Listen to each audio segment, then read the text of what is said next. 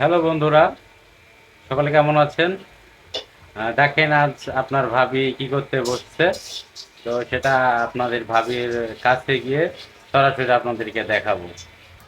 তো বন্ধুরা, এই যে দেখেন আপনাদের ভাবি কি করতেছে। এই কি করে এগুলা, কি এইটা? এগুলা বাদাম ভাজতেছি। আর এগুলা চাল ভাজছি। চাল ভাজা গুঁড়া করে ব্লেন্ডারে গুঁড়া করব। গুঁড়া করে ছাতু সিস্টেম করে না, তো ওরকম করে খাবো। তোমার এই যে এইভাবে এটা ভাজে কে বলছে তোমারে? এটা এমনি তো করতেছি, বিকালে অবসর সময়ের জন্য করতেছি যে। তো বাদাম তো দেখছি বাদাম ভাজে বালি দিয়ে তোমার বালি গরম করে বালির উপরে দিয়ে ভাজে। তুমি তো ভাবতেছো শুধু কড়াইয়ের উপরে, তো এটা কি ভাজা হবে? এরকম করেও ভাজা যায়। যার আচ্ছা, যেরকম ইচ্ছা, সে কেউ বালুদা ভাজে, কেউ এভাবে ভাজে। যার যেরকম ইচ্ছা। তো দেখা যাক বন্ধুরা, এটা কি ভাজা হয় কিনা, ডাউল ভাজা, সরি সরি, এই বাদাম ভাজা হয় কিনা দেখি। আর এই যে চাল ভাজা ওই গুঁড়ো করে ভেজে রাখছে, এটা দিয়ে কি করে এটাও দেখাবো আপনাদেরকে। আর বাদাম ভাজাটা হয় নাকি এটা দেখি। এই যে আপনার ভাবির এখানে গুপ্তধন রাখছে, তো এই গুপ্তধনটা বের করতেছে। হ্যাঁ, দিদি, এই যে আমার গুপ্তধন। দিদি। তো এই মানকি প্লাগটা লাগাই দিলাম, ব্লেন্ডার করবো দেখা।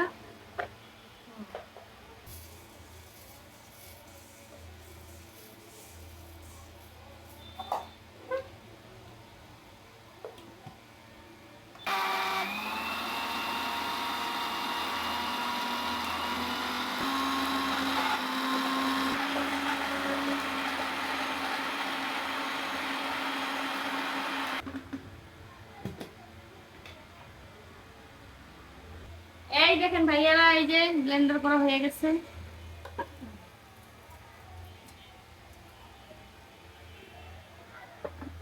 এই তোমার বাদাম তো পুড়ে যায়, বাদাম দেখো, বাদাম দেখো,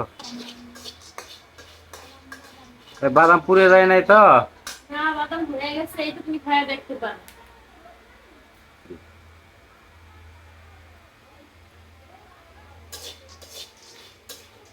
বাদাম তো হয়েছে। সিদ্ধ হয়ে গেছে, কিন্তু মানে যে কাঁচা একটা ইয়ে থাকে নরম, এক কথায় বাদামটা এখন নরম আছে। বাদামটা ঠান্ডা হয়ে গেলে মনে হচ্ছে যে একদম প্রকৃত ভাজার মতো হয়ে যাবে। এই তো দেখেন সবগুলো হয়ে গেছে, ব্লেন্ডার করা শেষ। তারপর কি করব, তারপর দেখাইতেছি আপনাদের। দেখেন হয়ে গেছে। এবং তুমি দেখো খায়া কেরকম।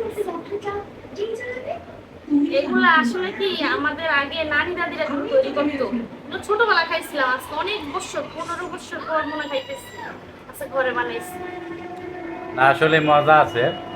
এটা অনেকটা ওই যে আপনার যারা গ্রাম অঞ্চলে বসবাস করছে তারা হয়তো জানবে যে গমের ছাতু যেরকমটা হয় ওই রকমটা অনেকটাই চাইলের ছাতু।